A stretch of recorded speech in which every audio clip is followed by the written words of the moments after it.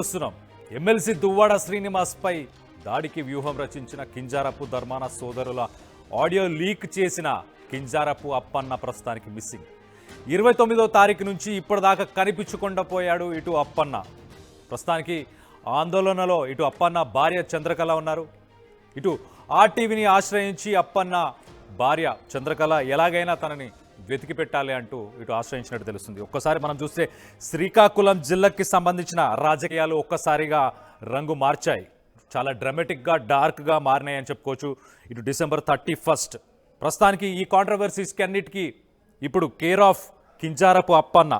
ఎందుకంటారా, ఆయన ఒక ఆడియో కాల్ని లీక్ చేశారు. ఇటు దువ్వాడ మాధురికి కూడా కాల్ చేసి ఏం జరగబోతుంది, ఇటు దువ్వాడ శ్రీనివాస్ని అటాక్ చేయబోతున్నారంటూ కూడా ఆ కాల్లో డీటెయిల్స్ అన్నీ కూడా చెప్పారు. సో మొత్తం మీద దే విల్ ఫినిష్ హిమ్, ఖచ్చితంగా ఆయనని చంపేయబోతున్నారు అంటూ ఇటు కింజారపు అప్పన్న దివ్యల మాధురికి ఫోన్ చేసి మాట్లాడారు. ఒక వార్నింగ్ కూడా ఇచ్చారు. ఖచ్చితంగా ఒక హై లెవెల్లో టార్గెట్ చేశారు, హై లెవెల్లోనే ఇదంతా జరుగుతుంది అని చెప్పేసి. ఇలాంటి ఒక క్రిటికల్ ఇన్ఫర్మేషన్, ఇలాంటి ఒక కీలకమైన ఇన్ఫర్మేషన్ ఇటు అప్పన్న గురించి మనం ఒక్కసారి చూస్తే కనుక, అప్పన్న గతంలో ఆయన ఇటు సర్పంచ్గా కూడా నిమ్మాడ నుంచి కంటెస్ట్ చేశారు. వైసీపీ నుంచే ఇటు దువ్వాడ శ్రీనివాస్ సపోర్ట్తోనే ఆయన కంటెస్ట్ చేసినట్టు కూడా తెలుస్తుంది. కానీ ఇటు కింజారపు ఫ్యామిలీకి కూడా ఆయన బంధువు, రిలేటివ్ కింజారపు అచ్చం నాయుడు, కింజారపు రామ్మోహన్ నాయుడు. అలాగే ఎట్ ద సేమ్ టైం ఇటు వైసీపీకి సంబంధించిన నాయకులే ఎవరు, ధర్మాన బ్రదర్స్, ధర్మాన కృష్ణప్రసాద్. ఈ బ్రదర్స్ ఇటు టీడీపీ నుంచి అచ్చం నాయుడు, రామ్మోహన్ నాయుడు. సో మొత్తం మీద రెండు పార్టీలకు సంబంధించిన నాయకులు వీళ్ళందరూ కలిసి ఒక పెద్ద కుట్రని ఏమైనా పన్నారా? దీనన్నిటికీ కారణం అదేనా? మరి మొత్తం మీద ఇలాంటి ఇన్ఫర్మేషన్, క్రిటికల్ ఇన్ఫర్మేషన్ లీక్ చేసిన అప్పన్నని మరి ఎవరైనా, ఆయన మిస్సింగ్, ప్రస్తుతానికైతే మిస్సింగ్, ఎవరైనా ఆయనని కిడ్నాప్ చేశారా, లేకపోతే ఆయనని ఇంకెవరైనా ఆయనని నిర్బంధించారా? ప్రస్తుతానికైతే దానికి సంబంధించిన ఇన్ఫర్మేషన్ ప్రస్తుతానికి లేదు. కానీ తన భార్య చంద్రకళ మాత్రం చాలా ఆందోళన చెందుతుంది.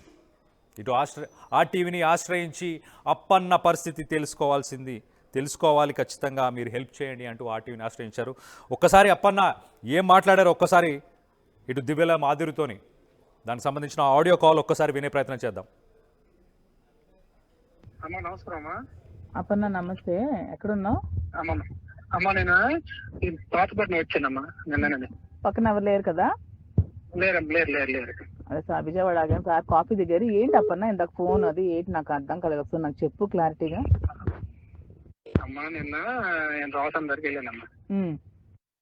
రాసం దగ్గరికి వెళ్తే ఏట్రా మీ వాడు రెచ్చిపోతున్నాడు, మరి ఇలాగెలాగ ఉండదురా, మరి ఇక్కడ నర్సనపేట దాటి వెళ్ళలేడు, ఆయన పైలు వెళ్ళిపోవాలి కానీ మేము అందరం కొడేస్తాంరా అనేసి అన్నాడు.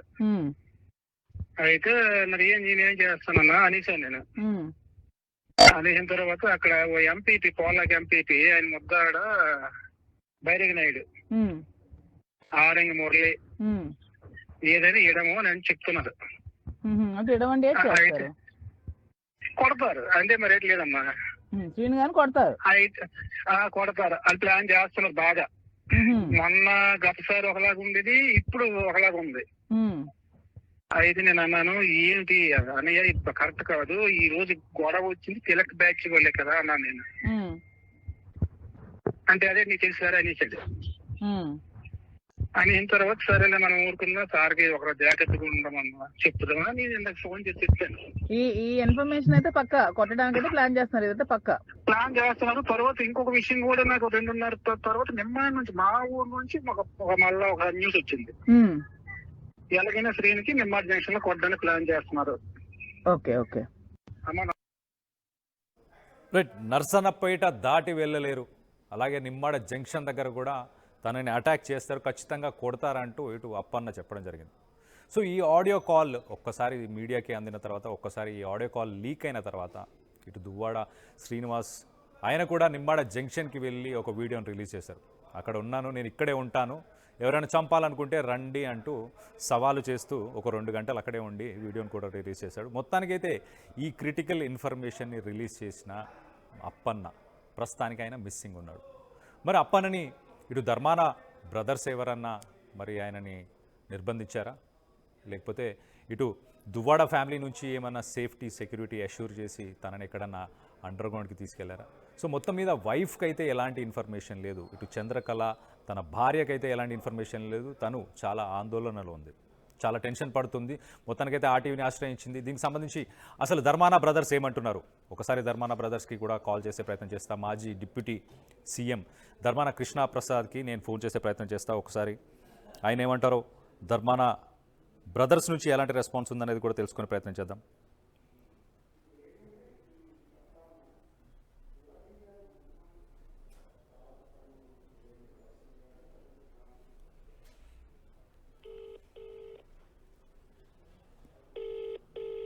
రైట్, మొత్తం మీద ఇటు నర్సన్నపేట దాటి వెళ్ళలేడు అంటూ ఇటు అప్పన్న చెప్పుకొచ్చారు. దాంతోపాటు ఇటు మనం చూస్తే నిమ్మాడ జంక్షన్లో కూడా తనకి టార్గెట్ చేశారు. హలో హలో హలో కృష్ణదాస్ గారా అండి? కృష్ణదాస్ గారా అండి? నేను ఆర్టీవీ నుంచి యాంకర్ కళ్యాణ్ రాజు అండి. ఆర్టీవీ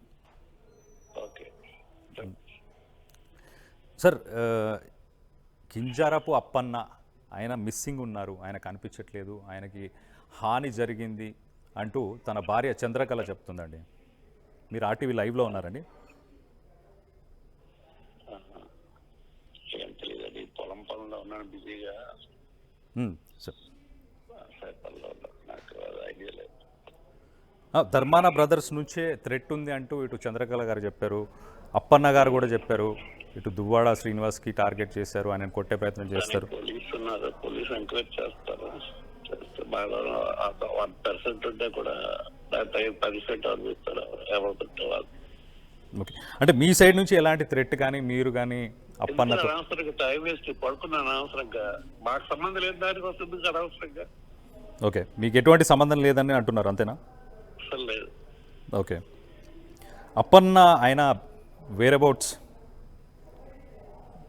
ఓకే, కృష్ణప్రసాద్ గారు, ఓకే, ఆయనకు ఎటువంటి సంబంధం లేదంటూ చెప్తున్నారు. మొత్తం మీద నేను వ్యవసాయానికి సంబంధించిన పనులు చేసుకుంటున్నాను, బిజీగా ఉన్నాను, పోలీసులు చూసుకుంటారు దానికి సంబంధించిన విషయాలు అంటూ ఆయన చెప్పుకొచ్చారు.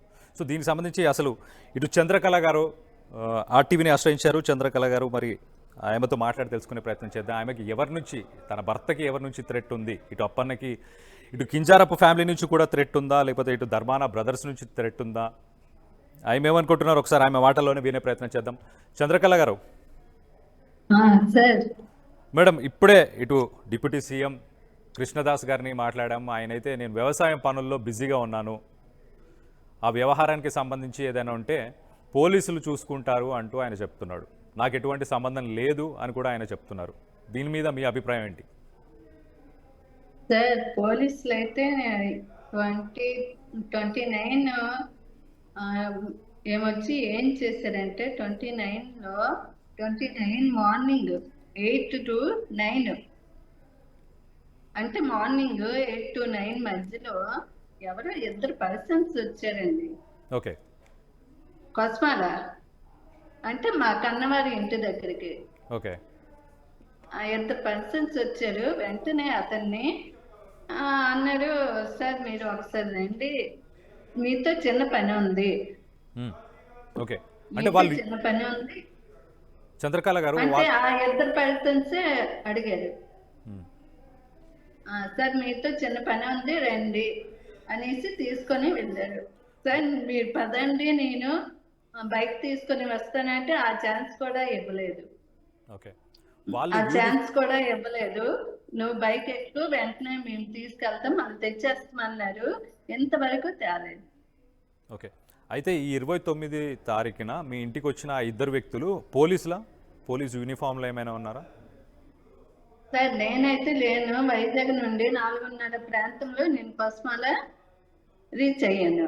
ఓకే, కొస్మాల వచ్చిన తర్వాత అక్కడ ఎంక్వైరీ చేయడం జరిగింది.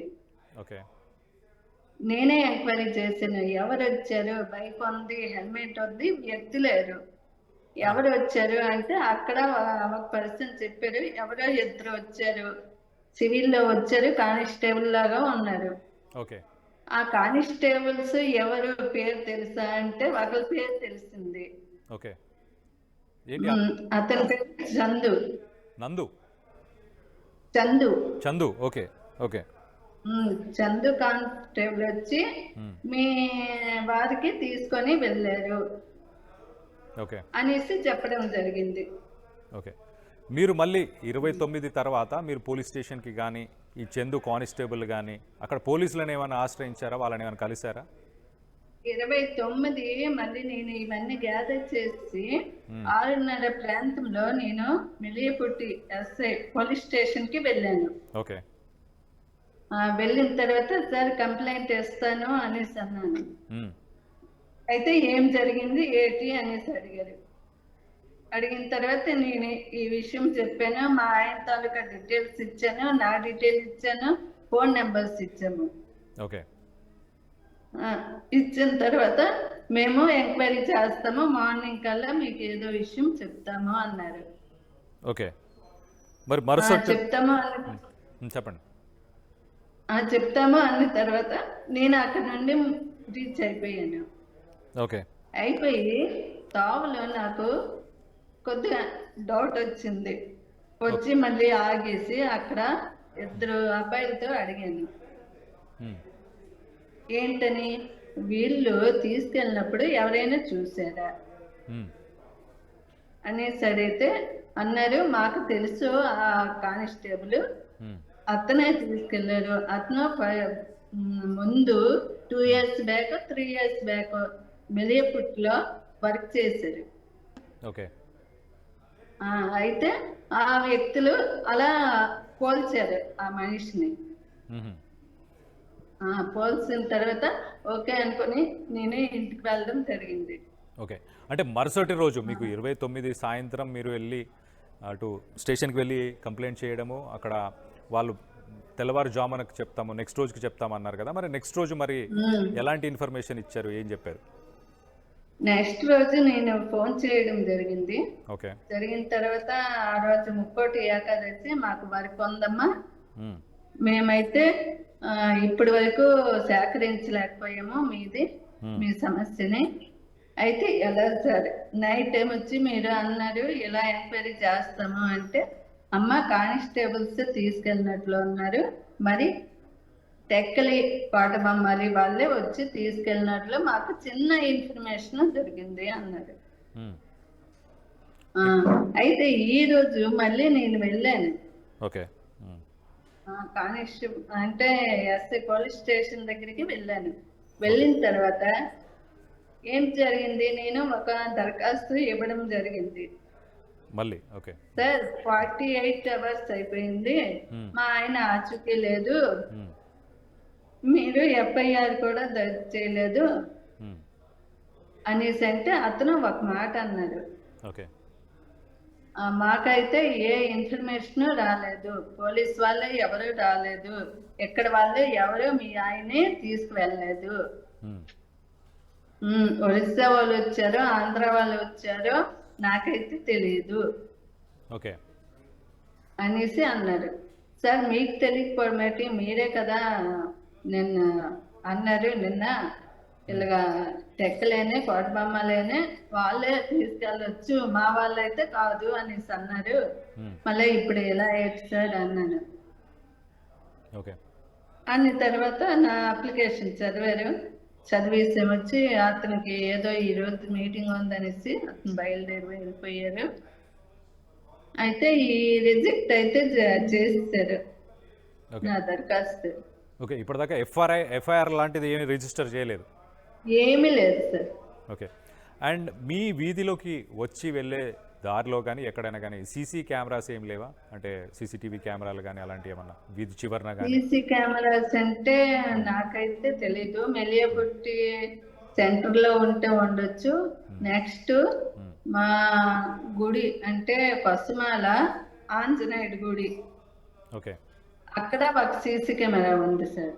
ఒకసారి ఆ ఫుటేజ్ కూడా మీరు చెక్ చేసే ప్రయత్నం చేస్తే ఏ సమయంలో వచ్చారు, ఏ బైక్ మీద వచ్చారు, ఏ బైక్ నంబరు, ఇవన్నీ పోలీసులు చేయాల్సిన పని. మీరు కూడా చేసినా పర్లేదు, ఎంతో కొంత ఇన్ఫర్మేషన్ బయటకు వచ్చే అవకాశం ఉంటుంది. సో మొత్తం మీద పోలీసుల సైడ్ నుంచి అయితే ఎలాంటి ఇన్ఫర్మేషన్ సపోర్ట్ అయితే లేదు సార్. లేదు. ఓకే. మీరు ధర్మాన సోదరులను కానీ ఎవరినైనా మీరు సంప్రదించారా, ఇటు పార్టీకి సంబంధించిన నాయకులను కానీ? సార్ లేదు సార్, నాకు పార్టీ పరంగా ఏమీ లేదు. అంటే నాకు అవి అక్కడ తెలిసిన విషయం ఏంటంటే, ఈ సిచ్యువేషన్ జరిగిన తర్వాత అంటే Duvvada sir Dharman sir audio వచ్చింది కదా, ఆ సిచ్యువేషన్ 2 days తర్వాత ఒక కానిస్టేబుల్స్ ఎవరు అంటే ఆ చందువును ఇంకో అతను 3 రోజుల నుండి గ్యాదర్ చేస్తున్నాడట. ఈ వ్యక్తి అంటే మా ఆయన ఫోటో తీసుకొని ఈ వ్యక్తి ఎక్కడ ఉంటున్నాడు, ఎక్కడికి వస్తున్నాడు, ఎప్పుడు వస్తున్నాడు. ఓకే. సో ఆ ఇన్ఫర్మేషన్ ముందే ఇటు అప్పన్న గారికి తెలుసా? మీకు కూడా మీతో మాట్లాడా, చర్చించాడా? లేదు సార్, ఆ ఇన్ఫర్మేషన్ అయితే తెలియదు, అతనికి తెలియదు, నాకు తెలియదు. నేను డీప్ గా వెళ్ళినప్పుడు నాకు చెప్పడం జరిగింది. ఓకే. అయితే ఈ కాల్ రికార్డింగ్స్ లీక్ అయిన తర్వాత ఈ 2-3 రోజుల సమయంలో ఇటు అప్పన్న గారు ఏమన్నా టెన్షన్తో ఉండడం, ఇంట్లో నా మీద ఏదైనా కుట్ర పన్నే అవకాశం ఉంది, లేకపోతే నన్ను కిడ్నాప్ చేసే అవకాశం ఉంది, లేకపోతే నన్ను ఏదైనా చేసే అవకాశం ఉంది అంటూ మీతో ఏమన్నా మాట్లాడడం కానీ, ఇంట్లో టెన్షన్గా ఆయన ఉండడం కానీ లేదు సార్, నాకైతే ఆ విషయమే చెప్పలేదు. ఓకే, మీకు ఆ విషయం కూడా తెలియదు. కానీ ఇంట్లో ఎలా ఉండే? ఆ విషయం కూడా నాకు చెప్పలేదు. ఇంట్లో లాస్ట్ 2-3 రోజులు ఆయన ఏమైనా టెన్షన్తో కానీ, భయంతో కానీ, కొద్దిగా నర్వస్గా ఉండడం అట్లా ఏమన్నా జరిగిందా? లేదు సార్, నేను వైజాగ్ లో ఉన్నాను, అంటే చుట్టాల ఇంటికి వెళ్ళాను. మా ఆయన ఏమొచ్చి వర్కర్స్ కి అమౌంట్ ఇస్తాననేసి కొస్మాలు రావడం జరిగింది ఒరిస్సా నుండి. ఓకే. అంటే ఈ సంఘటన జరిగిన రోజు మీరు వైజాగ్ లో ఉన్నారు. ఆ ముందు వైజాగ్ లో ఉన్నాను. 28 తారీఖు కానీ 27న కానీ అప్పుడు ఎక్కడ ఉన్నారు? లేదు సార్, లేదు, అదేమీ జరగలేదు. మా సార్ కూడా ఏంటి డిస్కషన్ చేయలేదు నాతో. ఓకే, మీతో ఎలాంటి డిస్కషన్ చేయలేదు. నేను అనేది ఏంటంటే 27 కానీ 28న అప్పన్న గారు ఎక్కడ ఉన్నారు? అప్పుడు మా బరంపూర్లో ఉన్నారండి. ఒరిస్సాలో ఉన్నారు. ఒరిస్సా బెర్హంపూర్లో. ఒరిస్సాలో ఉన్నారు. ఓకే. ఆయన 29న ఇటు నిమ్మాడకు చేరుకున్నారా? నిమ్మాడ వెళ్ళడం లేదు సార్. నిమ్మాడ 1.5 అంటే 1.5 years నుండి నిమ్మాడ మట్టి ఎక్కడం మానేసామండి. ఓకే, అటు వెళ్ళడమే మానేశారు. ఎందుకు? దానికి ఏమైనా కారణాలు ఉన్నాయా అక్కడ నిమ్మాడకి వెళ్ళకుండా ఉండడానికి? దానికి కారణాలు అంటే పొలిటికల్ ప్రెషర్ అనేది ఉంది. ఓకే. ఎవరి నుంచి పొలిటికల్ ప్రెషర్ ఉంది నిమ్మాడలో? ప్రెజర్ అంటే నేను ఆ విషయాన్ని మరి ఎలా చెప్పాలంటే, ఆ పార్టీ గెలిచిన తర్వాత ఆ నైట్ నుండి మా ఇంటి మీదకి దాడి జరిగింది. ఓకే, నైట్ నుంచి. ఆ దాడి ఆ నైట్ నుండి, ఓకే, గెలిచిన నైట్ నుండి ఓకే, ఆ దాడి జరిగింది. అలా జరుగుతుందని మా ఆయన పసిగట్టి అతను యాక్చువల్లీ బయటకు వచ్చేసాడు. ఓకే, ఒరిస్సా వచ్చాడు. ఒరిస్సా వచ్చి గాన ఇక్కడ అతను లేదనేసి మా అత్తయ్య, మా భర్త గారు, మా ఫ్యామిలీ మీద అటాక్ చేయడం జరిగింది. తర్వాత అది అప్పటి నుండి మేము వెళ్ళలేదండి. అప్పటి నుంచి వెళ్ళలేదు. ఓకే, ఇప్పుడు 29 నుంచి ఇటు అప్పన్న గారు కనిపించట్లేదు కదా, 29 నుంచి మీకు ఎవరి మీద అనుమానాలు ఉన్నాయి? మరి అనుమానాలంటే ఏదైనా చేసి ఉంటారేమో, తర్వాత ఎక్కడైనా రాసి ఉంటారేమో. యాక్చువల్లీ అలా ఎంక్వైరీకి వచ్చినట్లు అక్కడ చెప్పారంట సెంటర్ లో. ఎంక్వైరీకి వచ్చాము, మళ్ళీ తెచ్చేస్తాము అనేసి అన్నారట ఎవరో పర్సన్ తో. ఓకే, ఎవరో పర్సన్ తో అంటే మీ ఇంటి పరిసరాల, ఐ మీన్ మీ ఇంటి పక్కన? ఇంటి పర్సన్ కాదండి, ఎవరితో అన్నట్టుగా విన్నాడు. వినేసి ఎంక్వైరీకి తీసుకెళ్తాం, మళ్ళీ తెచ్చేస్తాం అనేసి అన్నాడు. అయితే ఇక్కడ ఎంక్వైరీ అంటే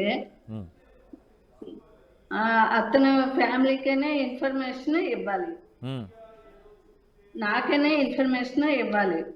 ఓకే, ఆ రెండు జరగలేదు. అయితే ఎంక్వైరీ అయితే ఆ రెండు జరిగినప్పుడు నేనేమనుకోవాలి? కిడ్నాప్ చేసినట్టుగా అనుకోవాలా? ఆయన ఎక్కడ ప్రొడ్యూస్ కూడా చేయలేదు, ఏ స్టేషన్లో ఎఫ్ఐఆర్ కూడా అవ్వలేదు కాబట్టి అంటే కిడ్నాప్ చేసేది అనేసి అనుకోవాలి. ఓకే, సో ఆయనను వచ్చి తీసుకెళ్ళిన సమయంలో మీ ఇంటి పక్కన వాళ్ళు కానీ, మీ ఫ్యామిలీకి సంబంధించిన వాళ్ళు కానీ ఎవరు లేరా? ఎవరు చూడలేదా? ఎవరు? ఎవరు లేదు సార్, అందరు కూడా పనులకి వెళ్ళిపోయారు. ఓకే, సుమారు ఏ సమయంలో ఏ టైంలో జరిగిందండి ఇది ఇన్సిడెంట్? సుమారు 8:30 నుండి 9:30 10 లోపు జరిగింది. ఓకే, సాయంత్రం, ఈవినింగ్ కాదు, మార్నింగ్. మార్నింగ్ ఓకే, మార్నింగే జరిగింది. సో మీరు ఇటు రామ్మోహన్ నాయుడు అలాగే అచ్చెన్ నాయుడు వీళ్ళకి కూడా మీరు దూర బంధువులా? బంధువులైతే దూర బంధువులే. ఓకే, వాళ్ళతో ఏమన్నా ఇటు అప్పన్న గారు కలవడం, మాట్లాడడం గతంలో కానీ ఈ మధ్య కాలంలో కానీ ఏమైనా చేశారా? లేదు సార్, లేదు. లేదా? లేదు. ఓకే, ఇటు దువ్వాడ ఫ్యామిలీ నుంచి దువ్వాడ గారు శ్రీనివాస్ తో కానీ లేకపోతే ఇటు దివ్వెల మాధురితో కానీ వాళ్ళతో మీరేమైనా మాట్లాడారా ఈ మధ్య కాలంలో? అది కూడా జరగలేదు. ఈ ఇన్సిడెంట్ తర్వాత మీరు ప్రయత్నించలేదా మాట్లాడాలని కూడా? అంటే ఒకసారి ఫోన్ చేశాను సార్కి. ఫోన్ చేస్తే అమ్మ ఇప్పుడే ఇమీడియట్లీ అంటే 29లో 5:30 కల్లా ఫోన్ చేశాను సార్కి. ఫోన్ చేస్తే అతనే సజెషన్ ఇచ్చారు, అమ్మ నువ్వు వెళ్ళి అక్కడ కంప్లైంట్ ఇయ్యు అన్నాడు. అయితే నేను వెళ్ళాను, కంప్లైంట్కి అయితే వెళ్ళాను. అక్కడైతే తీసుకోలేదు, కేవలం డైరీలో రాసుకున్నారు ఎస్ఐ గారు. ఓకే, డైరీలో మాత్రమే రాసుకున్నారు. సో ఇప్పుడు మీరు ఏం కావాలనుకుంటున్నారు అధికారుల నుంచి కానీ లేకపోతే నాయకుల నుంచి కానీ? ఎవరితోనైనా మళ్ళీ మాట్లాడాలనుకుంటున్నారా లేకపోతే ఏంటి? ఎఫ్ఐఆర్ కావాలనుకుంటున్నారా ఏంటి? ఏం కావాలనుకుంటున్నారు? అది ఎఫ్ఐఆర్ అయితే రాయలేదు, ఎంక్వైరీ అంటున్నారు. 48 అవర్స్ అయిపోయింది, 3 days అయిపోయింది. మా వాడు ఆచూకీ లేదు, ఎక్కడ ఉన్నారో తెలియదు. ఓకే, నాకు కేవలం నా భర్త నా దగ్గరికి వచ్చి వాళ్ళనే కోరుకుంటున్నా, నాకు రాజకీయంతో ఏ సంబంధం లేదు. ఓకే, తన ఫోన్ ఏమైనా ఆన్ ఉందా? ఫోన్కి ఏమైనా మీరు ఫోన్ చేయడం కానీ వాట్సాప్ చేయడం కానీ మెసేజ్ చేయడం కానీ ఏమైనా ట్రై చేశారా అప్పన్న గారికి? సార్ నేను బస్మాల్లో దిగి 4:30 నుండి మా వారికి కనీసం 25 times చేశాను. ఓకే, చేస్తే అది స్విచ్ ఆఫ్ అనేసి వస్తుంది. అలా అనేసి వాట్సాప్ కాల్ చేశాను, అది స్పందించలేదు, ఏమీ అవడం లేదు, స్విచ్ ఆఫ్ అనేసి వస్తుంది. ఇప్పుడు కూడా ప్రతిరోజు చేస్తున్నాను. ఓకే, పోలీసులు మరి ఆ ఫోన్ ద్వారా అంటే ఫోన్ లాస్ట్ టైం ఎక్కడ ఆన్ ఉంది, ఆ టవర్ ఏంటి, దీని ఇన్ఫర్మేషన్ తీసుకొని ఆ లొకేషన్ కూడా ట్రేస్ చేసే అవకాశం ఉంటుంది. ఆ రకంగా మీరు ఏమైనా పోలీసులను అడిగారా లేకపోతే వాళ్ళు ఏమైనా? లేదు సార్, ఏమీ అడగలేదు. నేను కేవలం రిపోర్ట్ ఇస్తాననేసి వెళ్ళాను, కానీ నేను అవేంటి నాకు అదంతా మైండ్లో మాకు లేదు సార్. ఓకే ఓకే ఓకే, మీరు దువ్వాడ ఫ్యామిలీని మళ్ళీ కాంటాక్ట్ చేసే ప్రయత్నం ఏమైనా చేస్తారా? దువ్వాడ శ్రీనివాస్ గారిని కానీ ఇట్లా దివ్వేల మాధురిని కానీ? లేదు సార్, శ్రీను సార్కే ఫోన్ చేసాను. ఫోన్ చేసి సార్ ఎలా నా సమస్య ఉంది, 3 days నుండి మా సార్ లేరు, నా దగ్గర లేరు, ఏమయ్యారో తెలియదు, నాకు దయచేసి మా భర్తని నాకు అప్పగిస్తారని నేను కోరుకున్నాను. ఓకే ఓకే, చంద్రకళ గారు, థ్యాంక్స్ ఫర్ ఆర్టీవీతో మీ అభిప్రాయాలని మీ అప్పన్న గారి గురించి ఉన్న మీరు ఆందోళన చెందుతున్న మీ భావాలను వ్యక్తపరిచినందుకు థ్యాంక్ యూ. అండ్ పోలీసులు దీనిపై యాక్షన్ తీసుకొని ఎఫ్ఐఆర్ చేసి మరి ఆయనను వెతికి పెడతారా? ఇటు ఒక పక్కన చూస్తే ఇటు వైసీపీకి సంబంధించిన ధర్మాన బ్రదర్స్ డిప్యూటీ సీఎం, ఇటు కృష్ణదాస్ అయితే నేను వ్యవసాయం పనుల్లో బిజీగా ఉన్నాను, నాకు అసలు దాని గురించి ఎలాంటి ఇన్ఫర్మేషన్ లేదు, పోలీసులు చూసుకుంటారు దీనికి సంబంధించిన విషయాన్ని అంటూ ఆయన చెప్పుకొచ్చారు. సో అలాగే ఇటు కింజరాపు అప్పన్న, ఇటు టీడీపీకి సంబంధించిన నాయకులు అచ్చెన్ నాయుడు అలాగే రామ్మోహన్ నాయుడు వీళ్ళకి కూడా దూరపు బంధువు అంటూ తెలుస్తుంది. మొత్తం మీద ఒక ఊహాగానాలు అయితే ఉన్నాయి. మరి 29న తనని ఇటు చందు అనే ఒక కానిస్టేబుల్ సుమారు ఉదయం 9:30 ఆ ప్రాంతంలో వచ్చి ఒక ఇన్వెస్టిగేషన్కి తీసుకెళ్లే ప్రయత్నం చేశారంటూ తెలిసింది. తన బైక్ మీద వస్తానన్నా కూడా ఆ సమయం కూడా ఇవ్వలేదంటూ కూడా తెలిసింది. మొత్తానికైతే మరి పోలీసులు అప్పటి నుంచి ఇప్పటిదాకా కేసు రిజిస్టర్ చేయలేదు. మొదటగా టెక్కలికి సంబంధించిన వాళ్ళు తీసుకెళ్ళి ఉండొచ్చు, లేకపోతే కోటబొంబాలికి సంబంధించిన వాళ్ళు తీసుకెళ్ళి ఉండొచ్చు అంటూ ఇటు సదరు ఎస్ఐ మాట్లాడినట్టు తెలుస్తుంది. కానీ తర్వాత మాకు సంబంధం లేదు, మాకు దానికి సంబంధించిన ఇన్ఫర్మేషన్ మా దగ్గర లేదు అంటూ నెక్స్ట్ రోజు అంటే 30 తారీఖున చెప్పడం జరిగింది. సో మొత్తం మీద ఇటు 30 తారీఖున కూడా ఇటు దువ్వాడ శ్రీనివాస్ని కూడా ఇటు చంద్రకళ గారు కాంటాక్ట్ చేసే ప్రయత్నం కూడా చేశారు. సో మొత్తం మీద తన భర్త ఇంటికి క్షేమంగా తిరిగి వస్తే చాలు, దానికి పోలీసులు సహకరించాలి, అలాగే నాయకులు కూడా సహకరించాలి అంటూ ఇటు చంద్రకళ గారు చెప్పుకొస్తున్నారు. సో మొత్తం మీద ఇటు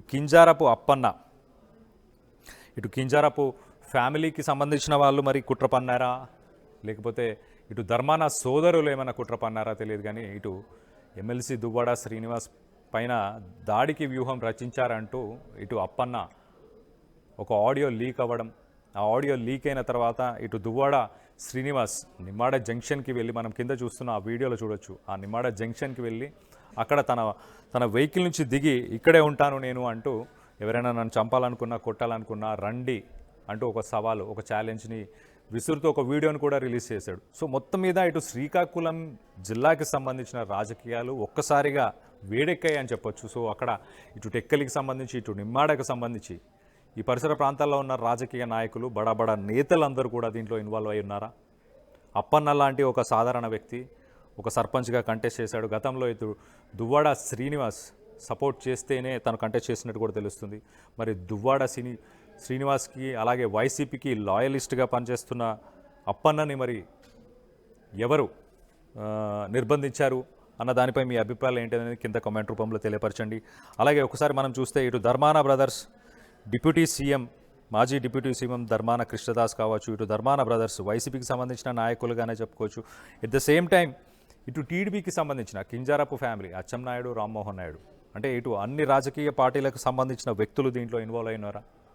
ఇటు అప్పన్న ఎక్కడున్నాడు అన్న ఇన్ఫర్మేషన్ ఇప్పటిదాకా ఎందుకు పోలీసులు వెతకలేకపోతున్నారు?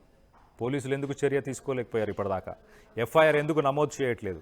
ఒకసారి టెక్కలిలో ఉన్నారని చెప్పారు, ఒకసారి కోటబొమ్మాలి పోలీసులు తీసుకెళ్ళి ఉండొచ్చు అంటూ చెప్పారు, దాని తర్వాత ఒరిస్సా నుంచి ఎవరైనా వచ్చి తీసుకెళ్లారేమో అంటూ కూడా చెప్పారు. సో మొత్తం మీద ఇటు అప్పన్నకు సంబంధించిన ఆడియోను ఒక్కసారి వినే ప్రయత్నం చేద్దాం. ఆ లీక్ అయిన ఆడియో ఒక్కసారి వినే ప్రయత్నం చేద్దాం. అమ్మా నమస్కారమ్మా. అప్పన్న నమస్తే, ఎక్కడున్నావు? అమ్మా నేను ఈ పాతపట్నం వచ్చానమ్మా నిన్ననే. పక్కన ఎవరు లేరు కదా? లేరు. అదే సార్ విజయవాడ ఆగాను సార్, కాఫీ దగ్గర. ఏంటి అప్పన్న ఇందాక ఫోన్ అది ఏంటి నాకు అర్థం కలగదు, నాకు చెప్పు క్లారిటీగా. అమ్మా నిన్న నేను దోసం దగ్గరికి వెళ్ళానమ్మా. దోసం దగ్గరికి వెళ్తే ఏట్రా మీ వాడు రెచ్చిపోతున్నాడు, మరి ఇలగిలగా ఉండదురా, మరి ఇక్కడ నర్సనపేట దాటి వెళ్ళలేడు, ఇక పైలు వెళ్ళిపోవాలి కానీ మేము అందరం కొడేస్తాంరా అనేసి అన్నాడు. అయితే మరి నేనేం చేస్తానన్నా అనేసాను నేను. అనేసిన తర్వాత అక్కడ ఓ ఎంపీపీ, పోలాకి ఎంపీపీ, ఆయన ముద్దాడ బైరగి నాయుడు, ఆరంగి మురళి ఏదైనా ఇడము అని చెప్తున్నారు. కొడతారు అంటే మరి రేట్ లేదమ్మా, కొడతారు అది ప్లాన్ చేస్తున్నారు బాగా. మొన్న గతసారి ఒకలాగా ఉండేది, ఇప్పుడు ఒకలాగా ఉంది. అయితే నేను అన్నాను ఏంటి అన్నయ్య ఇప్పుడు కరెక్ట్ కాదు, ఈ రోజు గొడవ వచ్చింది తిలక్ బ్యాచ్ వాళ్ళే కదా అన్నాను నేను. అంటే అదే నీకు తెలుసు అనేసాడు. అయిన తర్వాత సరేలే మనం ఊరుకున్నా, సార్కి ఒక జాగ్రత్తగా ఉండమన్నా చెప్తామా, నేను ఇందాక ఫోన్ చేసి చెప్పాను. ఈ ఇన్ఫర్మేషన్ అయితే పక్క కొట్టడానికి అయితే ప్లాన్ చేస్తున్నారు, ఇదైతే పక్క ప్లాన్ చేస్తున్నారు. తర్వాత ఇంకొక విషయం కూడా నాకు 2:30 తర్వాత నిమ్మాయి నుంచి మా ఊరు నుంచి మళ్ళా ఒక న్యూస్ వచ్చింది. ఎలాగైనా శ్రీనికి నిమ్మాడి జంక్షన్ లో కొట్టడానికి ప్లాన్ చేస్తున్నారు. ఓకే ఓకే అమ్మా నమస్కారం. అప్పన్న నమస్తే, ఎక్కడున్నావు? నగల సామ్రాజ్యం పెద్దది, మన వేడుకల్లో నగల పాత్ర పెద్దది.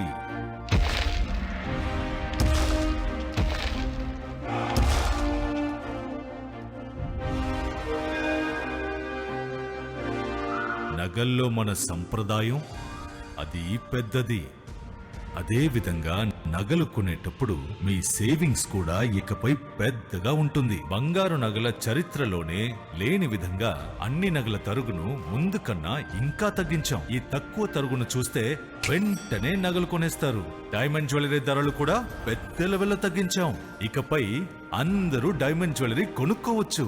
ఏ ఆఫర్లోనూ పక్కదారి పట్టకండి. Compare compare compare. ఇక్కడికొచ్చి కంపేర్ చేస్తేనే తెలుస్తుంది మీకు ఎంత పెద్దగా డబ్బులు ఆదా అవుతుందో అని. డబ్బులు ఎవరికి ఊరికే రావు. ఇంకా జలుబు, తలనొప్పి, ఒళ్ళు నొప్పులు ఏంటమ్మా? శాస్త్రి వామ్ 5 రూపాయల ప్యాక్ రిలీజ్ అయింది కదా. చెల్లెమ్మా, శాస్త్రి వామ్ 5 రూపాయల ప్యాక్ రిలీజ్ అయిందమ్మా, వెంటనే తెచ్చుకో. శాస్త్రి బామ్ 5 రూపాయల్లో అద్భుతం.